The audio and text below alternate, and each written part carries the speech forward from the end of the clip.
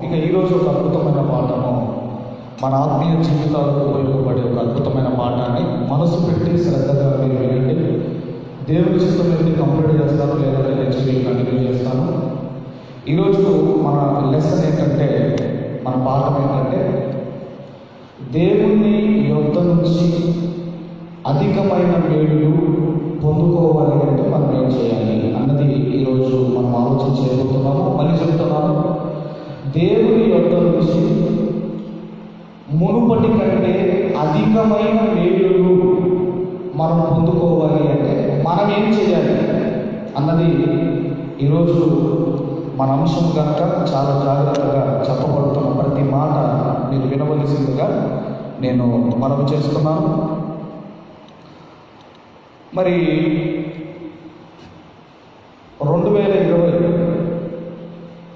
2020లో ఎలాంటి ప్రాబ్లమ్స్ మనం ఫేస్ చేసామో మనందరికీ తెలుసు. సుమారుగా మార్చి 22వ తారీఖు నుంచి జనతా కర్ఫ్యూ దగ్గర నుండి ఇక లాక్డౌన్ ప్రారంభమైంది. అప్పటి నుంచి మరి ఇప్పటి వరకు కూడా మనం చూడగలిగితే 2020 సంవత్సరము మార్చి నెల నుంచి డిసెంబర్ వరకు కూడా మనం చూడగలిగితే అంతంత మాత్రమే మనం కూడుకున్నాం. ఎందుకంటే ఒకవైపు లాక్డౌన్, ఒకవైపు కరోనా వైరస్ అనేది విజృంభించటం, కరోనా వైరస్ వల్ల మరణాలు సంభవించటం, ఇలా మనం చూడగలిగితే చాలామంది ఈ లాక్డౌన్ వల్ల కానివ్వండి, కరోనా వైరస్ వల్ల కానివ్వండి చాలామంది నష్టపోయారు. అందులో మనం చూడగలిగితే స్టూడెంట్స్ ఉన్నారు. ఒక ఇయర్ నష్టపోయారు. స్టూడెంట్స్ అయితే, పిల్లలు చదువుకునే పిల్లలైతే 1 ఇయర్ నష్టపోయారు. అలాగే చిన్న చిన్న వ్యాపారస్తులు ఏ రోజుకు ఆ రోజు కూలి చేసుకునేవారు. ఇంకా ప్రైవేట్ జాబర్స్ కానివ్వండి, అందులో టీచర్స్ కానివ్వండి, ప్రిన్సిపల్స్ కానివ్వండి, చాలా చిన్న పనులకు వెళ్ళారు. కూరగాయలు పెట్టుకున్న వారు ఉన్నారు, ఉప్పర్ పనికి వెళ్ళిన వారు ఉన్నారు. ఇలా చిన్న పనులు చేస్తున్నారు. ఎందుకంటే లాక్డౌన్లో బ్రతకటం అనేది కష్టమైపోయింది. ఇంకా మీరు ఆలోచన చేయగలిగితే, ఈ లాక్డౌన్లో బ్రతకటం కష్టమైపోయిందని ఆత్మహత్య చేసుకున్న వారు ఉన్నారు. మందు దొరకక శానిటైజర్ తాగి చచ్చిపోయిన వాళ్ళు కూడా ఉన్నారు. కాబట్టి ఈరోజు మరి మనం ఆలోచన చేయగలిగితే ఎంతోమంది మరి నష్టపోయారు, ఎంతోమంది బాధలు ఫేస్ చేశారు. అయితే ఈ 2021వ సంవత్సరం ఎప్పుడైతే మరి రాబోతుందో ఇక ఏమనుకుంటారంటే, కనీసం ఈ సంవత్సరంలోనైనా మాకు కలిసి వస్తుందేమో, మాకు మేలు జరగాలని చాలామంది కోరుకొని ఈ సంవత్సరంలో ప్రవేశించిన వారు చాలామంది ఉంటారు. దేవుడు కూడా మనకు మన జీవితాల్లో మేలు చేయాలనే కోరుకుంటాడు. దేవుడు కీడు చేయాలని దేవుడు కోరుకోడు. ఎప్పుడు కూడా మనకు మేలు ఇవ్వాలని, మనల్ని ఆశీర్వదించాలనే దేవుడు ఉంటుంది. కానీ ఎందుకు మన జీవితాల్లో కీడులు వస్తున్నాయి, ఎందుకు మన జీవితాల్లో శ్రమలు వస్తున్నాయి, కష్టాలు వస్తున్నాయని మనం ఆలోచన చేయగలిగితే అది మన స్వయంకృత అపరాధమును బట్టి మనం తెచ్చుకుంటున్నవే కానీ అది దేవుడి నుంచి వస్తున్నాయి. కానీ మన తప్పును బట్టి మనం పనిష్మెంట్ తెచ్చుకుంటాం. మన తప్పును బట్టి నేను చెప్పాను కదా ఒకసారి, ఆ తుప్పు లేదైనా పొగైనా వస్తుందేమో కానీ తప్పు లేదే మనిషి మీదకి శిక్ష రాదు, తప్పు లేదే మనిషి మీదకి పనిష్మెంట్ అనేది రాదు.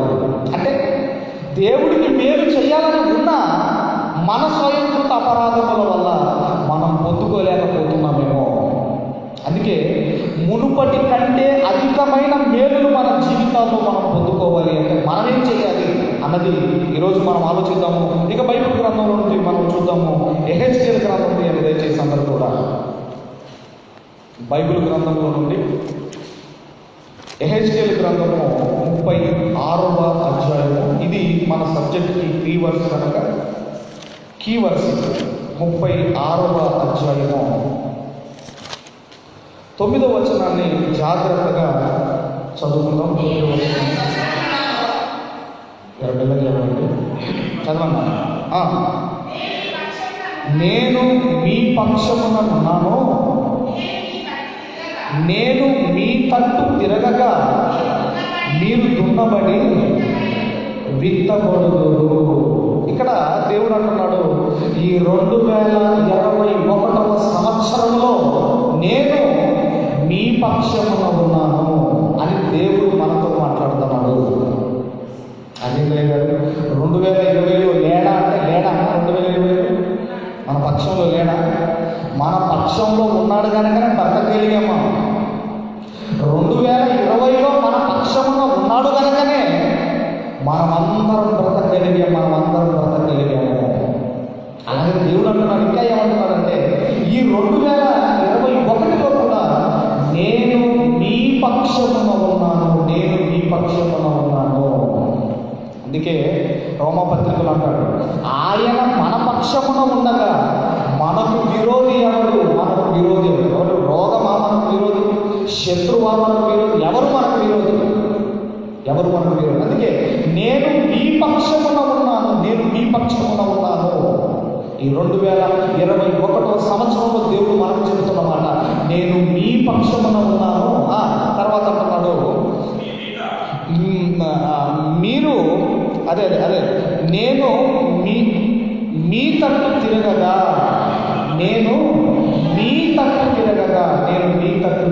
అంటున్నాడు.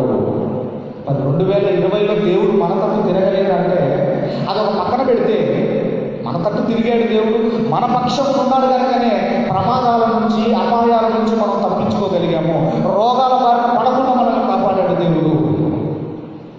ఈ సంవత్సరంలో మనం అడుగు పెట్టాము అంటే ఆయన మన తట్టు తిరిగాడు, ఆయన మన పక్షమున ఉన్నాడు. అందుకే తర్వాత ఏమంటున్నాడంటే మీరు దున్నబడి విత్తబడుదురు. ఒక భూమి పండాలి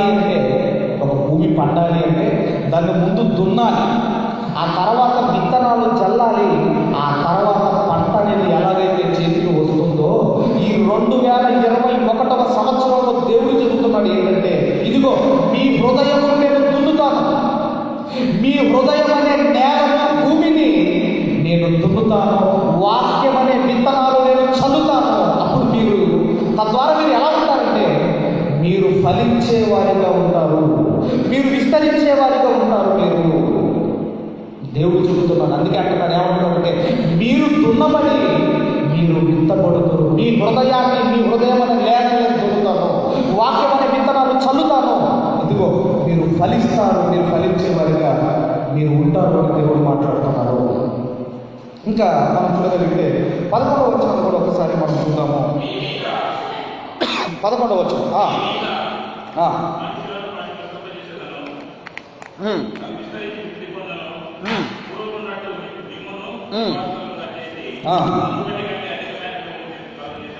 దేవుడు అంటున్నాడు, ఏమంటున్నాడంటే మునుపటి కంటే అధికమైన మేలులు మీకు కలుగజేసేదను.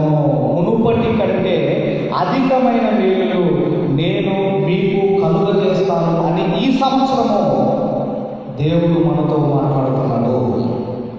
మునుపటి కంటే ఎప్పుడు దేవుడు మునుపటి కంటే ఈ సంవత్సరము మనము అధికమైన మేలు ఎప్పుడు కలగజేస్తాడంటే, ముందు ఆయన నీ పక్షములో ఉండాలి, ముందు దేవుడు నీ తట్టు తిరగాలి. అప్పుడు దేవుడు ఏం చేస్తాడంటే, ఇదిగో మునుపటి కంటే అధికమైన మేలులు నేను మీకు కలగజేసేదను అంటున్నాడు. మునుపటి కంటే అధికమైన మేలులు. కాబట్టి మన జీవితాల్లో మరి ఈ దేవుడు మన తట్టు తిరగాలి అంటే మరి మనమేం చేయాలి? దేవుడు మన తట్టు తిరగాలి అంటే మనం ఏమైనా చేస్తే తిరుగుతాడా? ఇంతకీ దేవుడు మన వైపు ఎప్పుడు తిరుగుతాడు? దేవుడు మన వైపు ఎప్పుడు తిరుగుతాడంటే దానికి కొన్ని కండిషన్స్ ఉన్నాయి. ఖచ్చితంగా ఆయన మన వైపు తిరుగుతాడు. దేవుడు ఎప్పుడు తిరుగుతాడంటే దానికి కొన్ని కండిషన్స్ ఉన్నాయి. ఎప్పుడైతే దేవుడు నీ వైపు తిరుగుతాడో, ఎప్పుడైతే దేవుడు నీ పక్షం ఉంటాడో, అప్పుడు అంటున్నాడు మునుపటి కంటే అధికమైన మేలు మీ జీవితాల్లో మీరు పొందుకుంటారు, మీరు మీరు ఫలిస్తారని దేవుడు మాట్లాడుతున్నారు. మరి ఎప్పుడు మీరు మా వైపు తిరుగుతారు? దీనికి మీరు ఏమైనా కండిషన్స్ ఉన్నాయా? ఎప్పుడు మేము మిమ్మల్ని వశపరుచుకుంటామంటే దేవుడు మాట్లాడుతున్నాడు. మీరు చూడగలిగితే జకరయ్య గ్రంథము, బైబిల్ గ్రంథంలో నుండి జకరయ్య గ్రంథము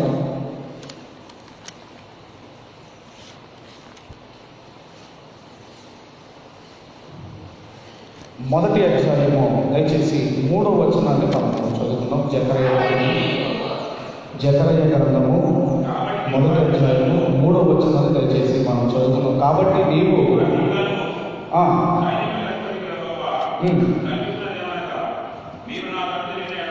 మీరు నా తట్టు తిరిగిన ఎడల నేను మీ తట్టు తిరుగుతుందని సెలవించుచున్నాడు. మీరు నా తట్టు తిరిగిన ఎడల నేను మీ తట్టు తిరుగుతాను అంటున్నాడు. దేవుడు మన వైపు తిరిగితే మనకేం జరుగుతుందమ్మా? దేవుడు మన వైపు తిరిగితే మనకేం జరుగుతుంది? మళ్ళీ యెహెజ్కేలు గ్రంథం ఏమన్నాడు అక్కడ? మునుపటి కంటే అధికమైన మేలు మీరు పొందుకుంటారు. ఎప్పుడంటే దేవుడు మన వైపు తిరిగితే. మరి ఎప్పుడు దేవుడు తిరుగుతాడంటే, ఇదిగో మీరు నా తట్టు తిరిగిన ఎడల నేను మీ తట్టు తిరుగుతాను. మరి దేవుని తట్టు తిరగడం అంటే ఏంటి?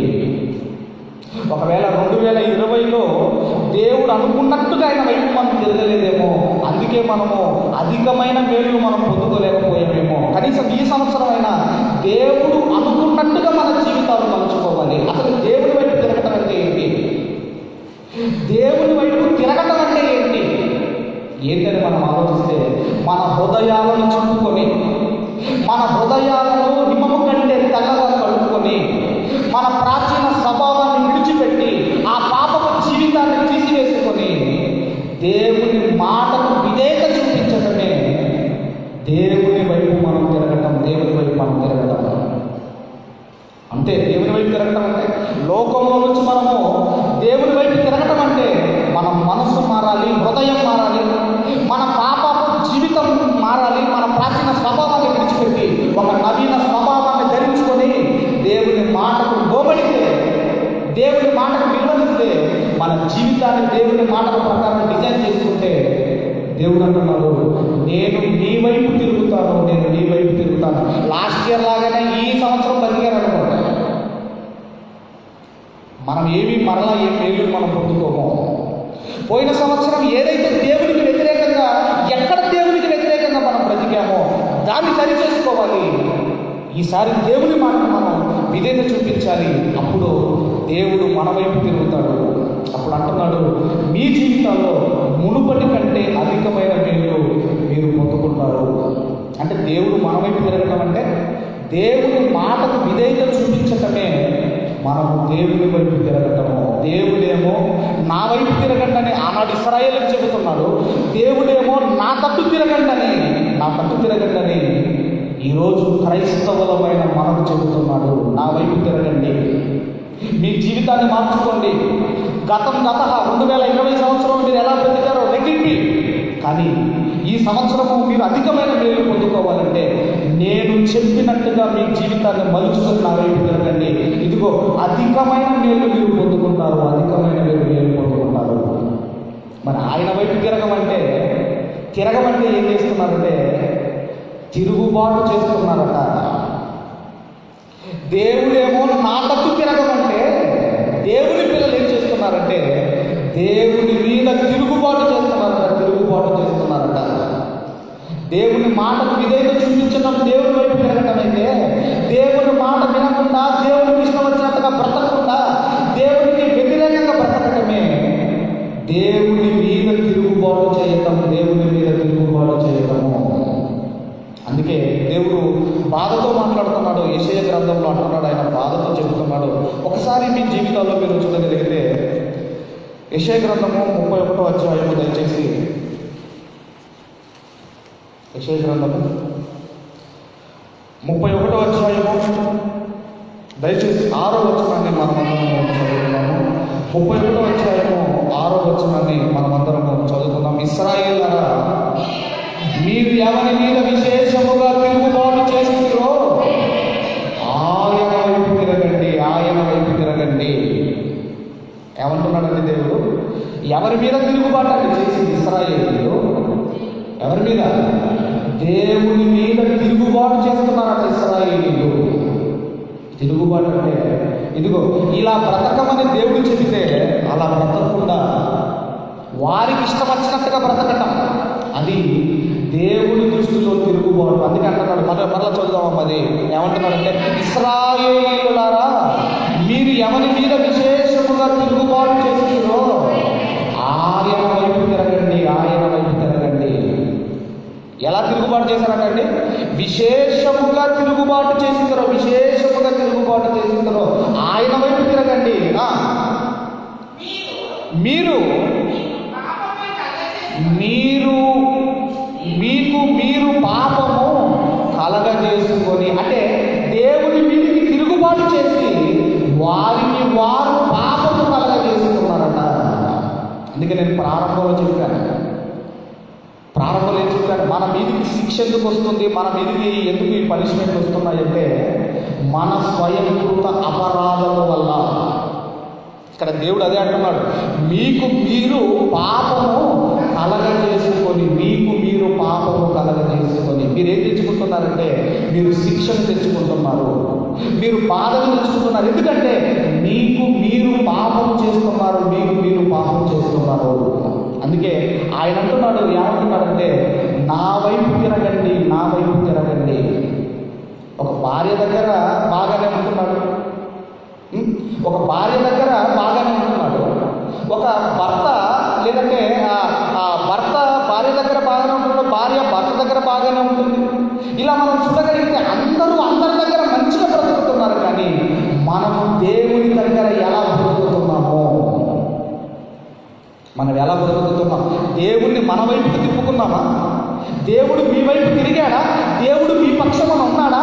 దేవుణ్ణి మీరు వశపరుచుకున్నారా? ఒక అమ్మాయి అబ్బాయిని వశపరుచుకుంటుంది, ఒక అమ్మాయి అబ్బాయిని వశపరుచుకుంటుంది, ఒక భార్య భర్తను వశపరుచుకుంటుంది, ఒక భర్త భార్యను వశపరుచుకుంటాడు. ఇలా మనం చూడగలిగితే మనుషులు ఎలా ఉన్నారంటే మాయ మాటలతో మనుషులను వశపరుచుకుంటారు. కొంతమంది ఈ మెడికల్ రిప్రజెంటేటివ్లు కానివ్వండి, ఈ కొంతమంది వస్తువులు అవి అమ్మేటప్పుడు వాళ్ళ మాటల చేత వశపరుచుకుంటారు. వాళ్ళు మాట్లాడితే ఈ వస్తువు కొనాలనిపిస్తుంది, అలాగా వశపరుచుకుంటారు, అలా వశపరుచుకుంటారు. అంటే ఈ చీప్ ట్రిక్స్తో, ఈ మాయ మాటలతో మనుషులను మనం వశపరుచుకోవచ్చేమో, కానీ దేవుడి దగ్గర కుదరవు కదా, దేవుడి దగ్గర కుదరవు కదా. దేవుడిని మనం వశపరుచుకోవాలి అంటే దేవుడు అంటున్నాడు, ఇదిగో మీరు నా వైపు తిరగండి, మీరు నా వైపు తిరగండి అని దేవుడు మాట్లాడుతున్నాడు. ఇంకా మనం చూడగలిగితేనండి, మనకు జీవితాన్ని ఇచ్చాడు దేవుడు, మనకు శరీరాన్ని ఇచ్చాడు దేవుడు, మనకు అన్ని ఇచ్చిన దేవుడి దగ్గర మనం ఎలా బ్రతుకుతున్నాం? ఈరోజు క్రైస్తవులుగా మనం ఎలా బ్రతుకుతున్నామో. అందుకే ఈ సంవత్సరంలోనైనా అధికమైన మేలు నాకు కావాలి అని మీరు అనుకుంటే, దేవుడు అనుకున్నట్టుగా మీ జీవితాన్ని మీరు మలుచుకుంటే, మరి మీరు ఎలా ఈ ఇశ్రాయేలీయులు ఎలా తిరుగుబాటు చేస్తున్నారో ఒకసారి మీ బైబిల్ తెరిచి మీరు చూడగలిగితే, అదే యెషయా గ్రంథం, దయచేసి యెషయా గ్రంథం మొదటి అధ్యాయము, యెషయా గ్రంథము మొదటి అధ్యాయము 2వ వచనం నుండి మనము కొన్ని వచనాలు చదువుతాం. ఎందుకంటే నేను ఇలా అంటున్నాను, మీరు బాధపడకండి. మీకు చదవాలని చాలా ఇంట్రెస్ట్ ఉన్నది, ఆసక్తి ఉన్నది, దేవుని మందిరంలో చదవాలని. దానికి నేను మిమ్మల్ని అప్రిషియేట్ చేస్తున్నాను. అయితే ఒకరు చదివిన తర్వాత మరొకరికి అవకాశం ఇవ్వండి, అలా అందరూ చదువుతాం, ఓకేనామా? రైట్, చదవండి. ఒకరి తర్వాత ఇప్పుడు ఒకరు చదివిన తర్వాత ఒకరు ఆగండి, ఎందుకంటే అందరికీ చదవాలని ఉన్నది కాబట్టి ఒకరు చదివిన తర్వాత ఒకరు ఆగండి, అలాగా వేరే వాళ్ళకి అవకాశం వస్తుంది. ఎందుకంటే మీకు చాలా ఆసక్తి ఉన్నది, మీరు తొందరగా రిఫరెన్స్ ఇస్తారు, మీకు చాలా మరి నాకు తెలుసు కాబట్టి ఒకరు చదివిన తర్వాత ఒకరికి అవకాశం ఇద్దాం. అలాగే అందరికీ రైట్ చదవండి. ఎవరైనా ఒకరు చదవండి. యెహోవా మాట్లాడుచున్నాడు, ఆకాశం ఆలకించుము, భూమి చెవియొగ్గుము. ఎవరితో మాట్లాడుతున్నాడమ్మా? ఎవరితో మాట్లాడుతున్నాడు? ఆకాశంతో మాట్లాడుతున్నాడు. ఇంకా దేంతో మాట్లాడుతున్నాడు? భూమితో భూమి చెవియొక్కుము అంటున్నాడు. ఎందుకు ఆకాశంతో మాట్లాడుతున్నాడు, భూమితో మాట్లాడుతున్నాడు దేవుడు? ఎందుకు మాట్లాడుతున్నాడంటే చెవులున్న మనిషి దేవుని మాట వినడం లేదు. మనకు చెవులు ఇచ్చింది ఎందుకమ్మా? అమ్మా చెవులు ఇచ్చింది ఎందుకంటే లేడీస్కి అర్థమైపోయింది. ఎందుకయ్య గారు 2 చెవులు ఇచ్చింది ఎందుకంటే కమ్మలు పెట్టుకోవడానికి. ఒక ముసలాయన అడిగారట, తాత నీకు చేతులు ఎందుకు ఇచ్చాడు దేవుడు అంటే ఆయన అన్నాడట, చుట్ట పట్టుకోవడానికి అన్నాడు. చుట్ట కొన్ని నోరెందుకు ఇచ్చాడు తాత? చుట్ట తాగడానికి ఇచ్చాడు అన్నాడట. అదేం తాత? మరి చెవులు ఎందుకు ఇచ్చాడని చుట్ట పెట్టుకోవడానికి ఇచ్చాడు అన్నాడట. అర్థమైందమ్మా? చెవులు ఎందుకు ఇచ్చాడు దేవుడు? కొంతమంది చెవులు చూడండి జల్లెడుకున్నట్టుంటాయి, రంధ్రాలు అంటే రంధ్రాలు. చెవులు ఇచ్చింది ఎందుకు ఇచ్చాడమ్మా? చెవి గలవాడు ఆయన మాట వినుగాక. ఆయన మాట. ఈరోజు ఎవరి చెవులు నేను కూడా పెట్టుకున్నాను. అమ్మ నేను ఏమీ అవి వినాను, నాకు ఏమైనా వాక్యము పాటలు ఇవే, వీటికి నేను అన్ని కొనుక్కుంటా ఉంటాను. ఈరోజు చూడండి చెవులు పెట్టారంటే ఒకటే వినండి వినండి ఉల్లాసంగా ఉత్సాహంగా ఎఫ్ఎం మాట. అంటే ఎవరు దేవుని మాటకు చెవిస్తున్నారు మీరు ఆలోచించండి. ఎవరిస్తున్నారు? అందుకే ఒకానొక సందర్భంలో యేసుక్రీస్తు వారిని పట్టుకోవడానికి వచ్చినప్పుడు అందులో పేతురు గారు ఈయన దుడికి ఎక్కువగా ఫాస్ట్, ఈయన చాలా తొందరపడ్డాడు కదా. ఈయన ఏం చేశాడు? పోయి చెవునే నరికాడు. అప్పుడు వేసుకోవడం ఏమయ్యా పేతురు, ముక్కు నరికినా చెయ్యి నరికినా బాబు, చెవులు నరికావు, మరి ఆయన ఏమి వింటాడు, ఎలా బాగుపడతాడు, ఆయన ఎలా దేవుని వాక్యం వింటాడని వెంటనే యేసుక్రీస్తు వారు చెవును బాగు చేశారు. అందుకే దేవుడు మనకు చెవులు ఎందుకు ఇచ్చాడంటే చెవి గలవాడు వినుగాక. ఆ చెవి దేవునికి ఇవ్వటం లేదు మనిషి. అందుకే అంటున్నాడు, ఎవరితో మాట్లాడుతున్నాడంటే యెహోవా మాట్లాడుతున్నాడు. ఆకాశము ఆలకించుము, భూమి చెవియొక్కుము. తన బాధను ప్రకృతితో చెప్పుకుంటున్నాడు దేవుడు. ఎందుకు చెప్పుకుంటున్నాడంటే ఎప్పుడు కూడా ప్రకృతి దేవునికి ఎప్పుడు తిరగబడలేదు. ప్రకృతి ఎప్పుడు కూడా దేవుని మాట జవదాచలేదు. కానీ దాన్ని అనుభవిస్తున్న మనిషి మాత్రము దేవుని మీద తిరగబడుతూనే ఉన్నాడు. దేవుణ్ణి బాధ పెడుతూనే ఉన్నాడు. అందుకే తన గోడును తన బాధను ఇదిగో ఆకాశంతో చెప్పుకుంటున్నాడు, భూమితో చెప్పుకుంటున్నాడు. అందుకే ఆకాశం ఆలకించుము, భూమి చెవియొక్కుము. నేను పిల్లల్ని పెంచి గొప్పవారినిగా చేసి తిని వారు నా మీద తిరగబడి ఉన్నారు. ఎవరు తిరగబడ్డారమ్మా? అమ్మా నేను పిల్లల్ని పెంచి గొప్పవారిగా చేసి తిని. ఇశ్రాయేలు గురించి మాట్లాడుతున్నాడు. దేవుని దృష్టిలోనండి అందరు గొప్పవారే. మన దృష్టిలో ఆయన గొప్పోడు ఈయన గొప్పోడు అనుకుంటాం, కానీ దేవుని దృష్టిలో అందరూ గొప్పవారే. అందుకే నేను పిల్లల్ని పెంచి గొప్పవారినిగా చేసి తిని వారు నా మీద తిరగబడి ఉన్నారు. ఇశ్రాయేలు నా మీద తిరగబడి ఉన్నారు. ఇక దేవుడు మాట్లాడుతున్నాడు చూడండి, ఏమని మాట్లాడుతున్నాడా? 3వ వచనం, ఎద్దు తన కామాందు నెరుగును, గాడిద సొంత వాణి దొడ్డి తెలుసుకొనును. ఇశ్రాయేలుకు తెలివి లేదు, నా జనులు యోచింపరు. ఏమంటున్నాడమ్మ ఇక్కడ? ఎద్దు తన కామాందు నెరుగును, గాడిద తన సొంత వాని దొడ్డిని తెలుసుకొనును. పశువులకు యజమాని తెలుసట, కానీ మనుషులకు మాత్రము దేవుడెవరో తెలియదు. పశువులకు యజమాని తెలుసట, కానీ దేవుడెవరో ఇప్పటికీ మనుషులకు తెలియదు. చాలామంది ఇప్పటికీ మనుషులకు తెలియదు. అందుకే ఏమంటున్నాడు? ఇశ్రాయేలీలకు తెలివి లేదు, నా జనులు యోచింపరు. తెలివి లేదు అని దేవుడు మాట్లాడుతున్నాడు.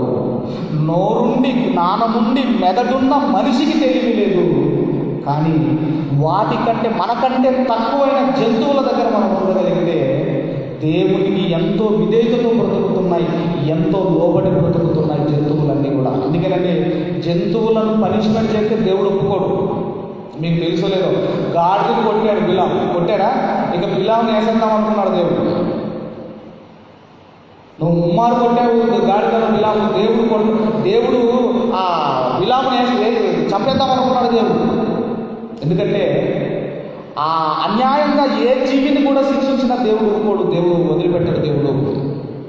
అందుకే మీరు ఆ నోవాహు కాలంలో కూడా ఒకసారి మీరు వెళ్ళగలిగితేనండి, అంత పెద్ద ఆ పడవ చేశాడు. అంత పెద్ద పడవ చేసిన తర్వాత మనుషులు వస్తారేమో అని అంత పెద్ద పడవని చేస్తే మనుషులు రాలేదు. కానీ అక్కడ ఆదికాండంలో రాయబడిన మాట ఏంటంటే, అక్కడ ఏమని రాయబడిందంటే, ఈ జంతువులన్నీ కూడా నీ యొద్దకు వచ్చును అన్నాడు, నీ యొద్దకు వచ్చును అన్నాడు. ఎలా వచ్చాయవి? దేవుడు ఒక మాట చెప్పగానే జంతువులేమో ఇదిగో పడవలోకి వచ్చాయి. కానీ మనుషులు మాత్రము సుమారుగా 120 సంవత్సరాలేమో ఆయన సువార్త చెప్పినా కూడా నోవాహు గారు మారలేదు, జనాలు మారలేదు. అందుకే ఇక్కడ ఏమంటున్నాడంటే, ఇదిగో ఇశ్రాయేలుకు తెలివి లేదు, నా జనులు యోచింపరు, పాపిష్టి జనమా, దోషభరితులైన ప్రజలారా, దుష్ట సంతానమా, చెరుపు చేయు పిల్లలారా, మీకు శ్రమ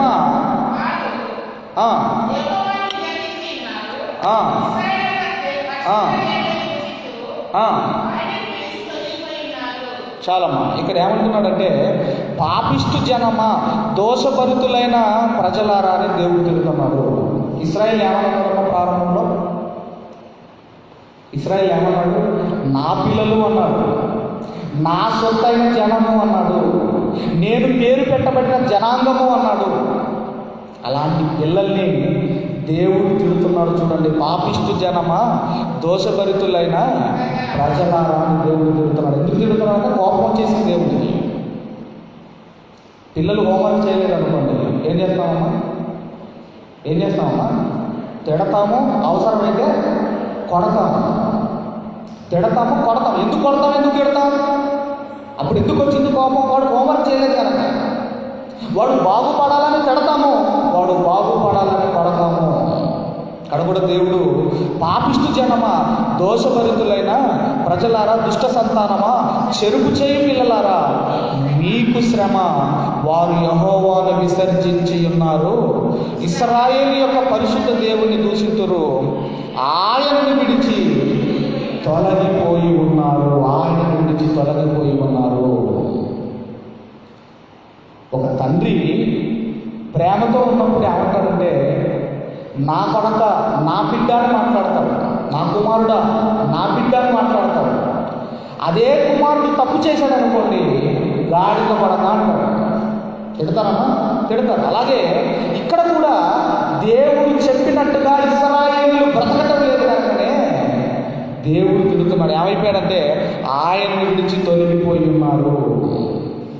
ఐగుప్తు దేశంలో 430 సంవత్సరాలు మొరపెట్టగా మోషేను పంపించి విడిపించి అరణ్యంలో మన్నా కావాలంటే, మాంసం కావాలంటే ఆ మాంసాన్ని దేవుడు పూరేలకు రప్పించాడు.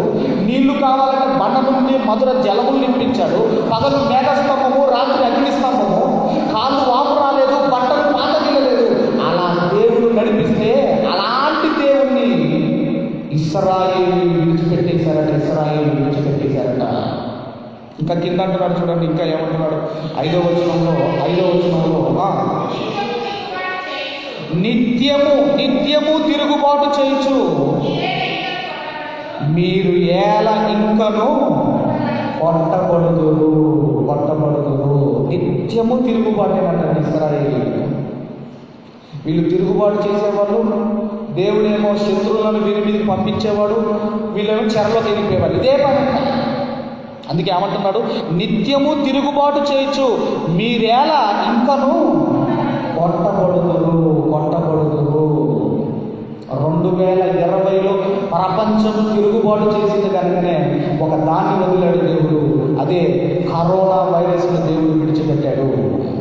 ఈ 2021లోనైనా మారుతామనుకుంటే ఇంకా తిరుగుబాటు. అందుకే స్ట్రెయిన్ వదిలాడు ఆయన. ఇక దీనికి మందంతా మరొకటి వదులుతాడు దేవుడు. వీళ్ళేమో కొత్త మందులు కనిపెట్టే పనిలో వీళ్ళుంటారు, కొత్త కొత్త రోగాలు పంపించే పనిలోనేమో దేవుడు ఉంటున్నాడు. ఎందుకంటే ఈ రోగాలతో దేవుడు కొడుతున్నాడు. ఇదిగో ఈ ప్రకృతి వైపరీత్యాలతో దేవుడు కొడుతున్నాడు. ఈ కష్టాలతో దేవుడు కొడుతున్నాడు. ఎందుకంటే నిత్యము తిరుగుబాటు చేస్తున్నారు కనుక. గత సంవత్సరంలో మీరు ఎలా బ్రతికారు విడిచిపెట్టారు. కానీ కనీసం ఈ సంవత్సరంలోనైనా దేవుడు మన పక్షం ఉండాలి. దేవుడు మన తట్టు తిరగాలి. దేవుడిని మనం వశపరచుకోవాలి.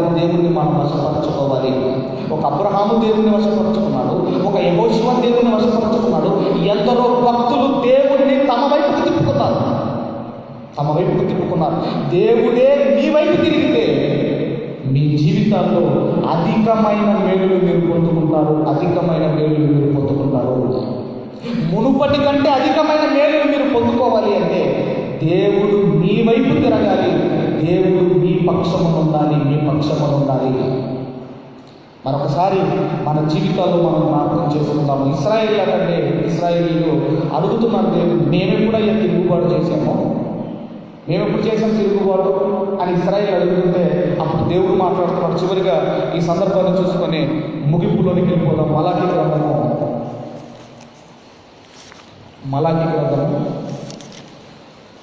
3వ అధ్యాయము 7వ వచనం నుంచి దయచేసి చదువుకుంటూ మనం ఉంటాము.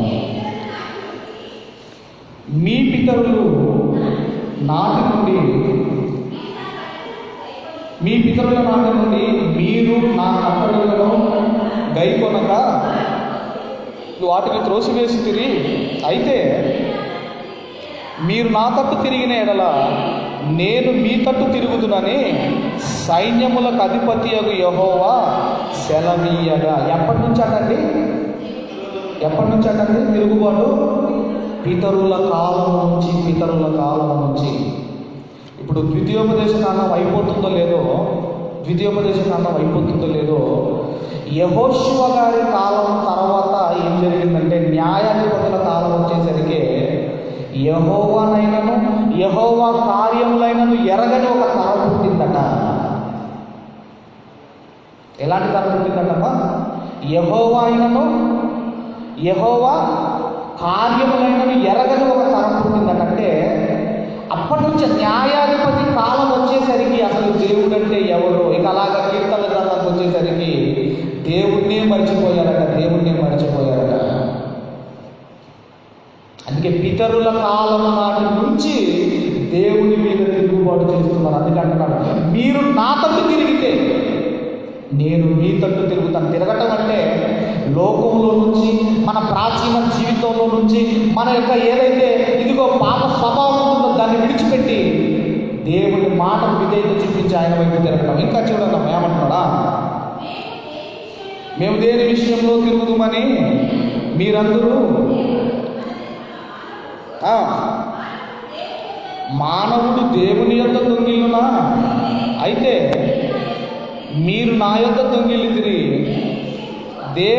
దేని విషయంలో మేము నీ యొద్ద దొంగిలిదిమని మీరందరూ 10వ భాగమును ప్రతిష్టార్పణములను ఇయ్యక దొంగిలితిరి. ఈ జనులందరూ నా యొద్ద దొంగిలించునే ఉన్నారు. మీరు శాపగ్రస్తులై ఉన్నారు. నా మందిరంలో ఆహారం ఉండునట్లు 10వ భాగం అంతయు మీరు నా మందిరపు నిధిలోనికి తీసుకొని రండి. దీన్ని చేసి మీరు నన్ను శోధించిన ఎడల నేను ఆకాశపు వాకిళ్లను విప్పి పట్టజాలనంత విస్తారమైన దీవెనలు కృమ్మరించదనని సైన్యములకు అధిపతియగు యెహోవా సెలవిచ్చుచున్నాడు. ఎక్కడ తిరుగుబాటు చేశామని ఇశ్రాయేలు అడుగుతున్నారట. అప్పుడు దేవుడు అంటున్నాడు, మీరు 10% దొంగిలిస్తున్నారు. నేను ఏదైతే ఆజ్ఞనిచ్చానో అది మీరు ఏం చేస్తున్నారంటే మీరు దొంగిలించి మీరు తిరుగుబాటు చేస్తున్నారు. కాబట్టి తిరుగుబాటు అనగానే దేవుడు చెప్పింది వినకపోవటం మనము చేసే తిరుగుబాటు. దేవుడి మాటకు విధేయత చూపించకపోవటము అది మన జీవితాల్లో మనం చేసే తిరుగుబాటు. కాబట్టి ఒక్కసారి మన జీవితాలను కూడా మనం పరిశీలన చేసుకుందాము. ఎక్కడ మనం తిరుగుబాటు చేస్తున్నాం దేవునికి ఎక్కడ మనం తిరుగుబాటు చేస్తున్నాము, ఏ విషయంలో దేవునికి మనం తిరుగుబాటు చేస్తున్నాం, ఏదైతే దేవుడు వద్దంటున్నాడో ఆ విషయం ఒకవేళ మనం చేసి తిరుగుబాటు చేస్తున్నామేమో ఒక్కసారి మనల్ని మనం పరిశీలించుకుందాం. కింద చదువుకుంటాం. కింద